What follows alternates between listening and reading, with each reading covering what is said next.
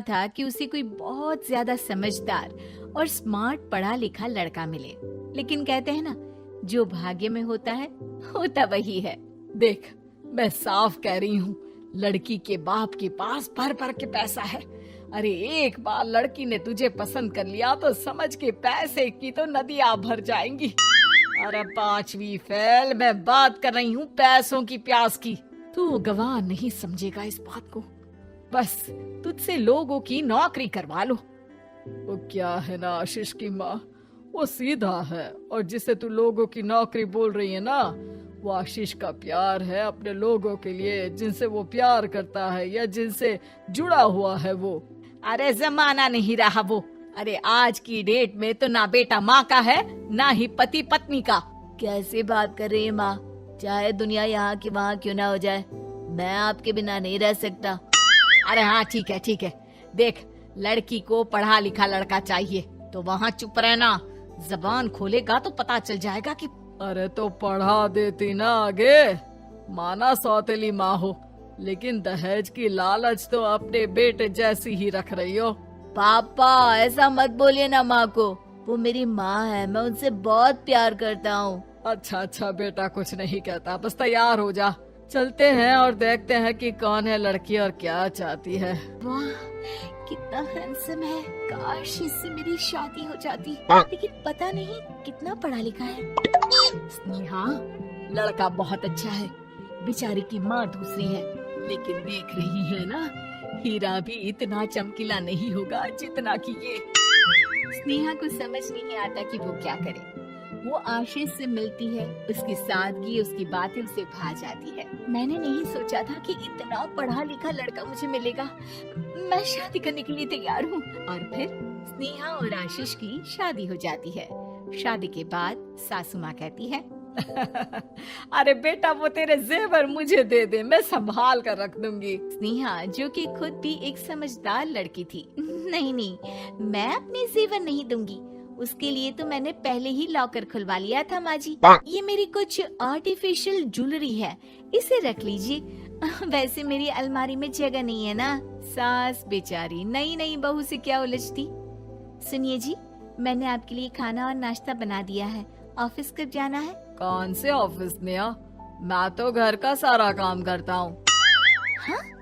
क्या बात कर रहे हैं? इतना पढ़ लिख कर आप घर का काम क्यों करते हैं? कितना पढ़ लिख कर?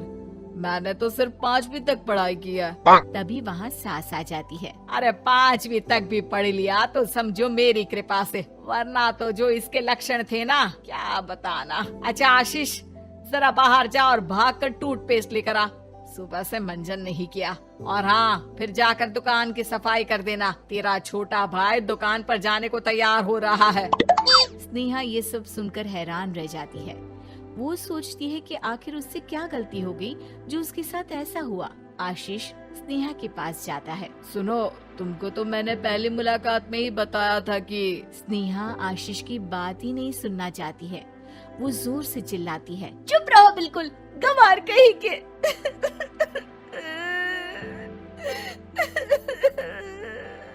कितना बड़ा धोखा हो गया मेरे साथ, अब मैं इस घर में नहीं रह सकती। प्लीज ऐसी बात मत करो, मेरी पत्नी हो तुम, जैसे बोलोगी मैं वैसा करूँगा। मैं कोशिश करूँगा बाहर जाकर कोई काम ढूंढ लूं, पर प्लीज मत जाओ। चुप रहो गंवार कहीं के, मैं तुम्हारे जैसी की बीवी हो ही नहीं सकती।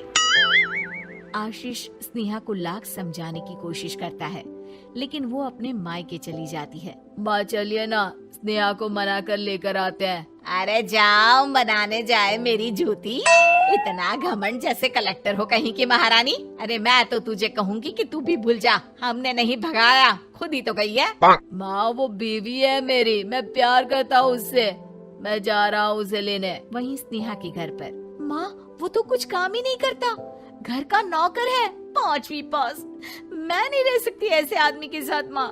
बेटा वो लड़का बहुत अच्छा है, उसकी तारीफ मैंने हर किसी से सुनी है। तेरा पति है, अब तक एक गलत माँ के साथ रह रहा था, तू संवारेगी तो संवर जाएगा। तभी वहाँ आशीष आ जाता है। मुझे माफ कर दो स्नेहा, पर प्लीज मुझे छोड़कर मत जाओ। मेरी माँ के जाने के बाद मुझे तुम्ही से सारी उम्मीद है। तुम जैसा कहोगी मैं करूँगा, पर प्लीज मेरे साथ रहो। सबके समझाने बुझाने के बाद स्नेहा आशीष के साथ घर आ जाती है।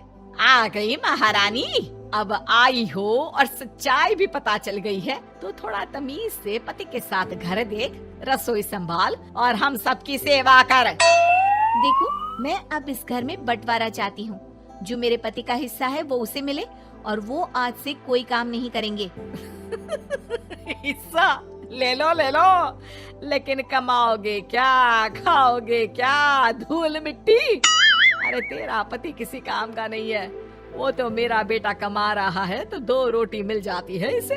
तभी वहाँ स्नेहा के ससुर आ जाते हैं। मैंने एक बंद फैक्ट्री को पहले ही आशीष के नाम कर दिया है और घर के 2 तल्ले में 1 तल्ला ले लो। मैं तो आशीष के पास रहूंगा, वकील थोड़ी देर में आता ही होगा। अरे जाओ 2 दिन में भूख से तड़प कर सब वापस आ जाओगे। बढ़िया आई बहू बेटे वाली। फिर क्या था, स्नेहा आशीष के साथ मिलकर बंद फैक्ट्री को खोलती है और मन लगाकर काम करती है।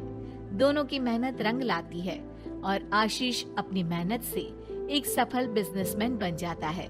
लेकिन एक दिन, अरे बहू बेटा आशीष, मुझे माफ कर दो, मैं भी अब तुम लोगों के साथ रहना चाहती हूँ। इस कमबख्त ने तो दुकान का बेड़ा गर्क कर दिया। वो तो आशीष था जो सारा दुकान का काम संभालता था। बेटा, हमारे पास तो अब खाने को भी नहीं बचा। माँ जी, इसे कर्म के फल कहते हैं। खैर, खाना है तो आपको और आपके बेटे को काम करना पड़ेगा, समझी?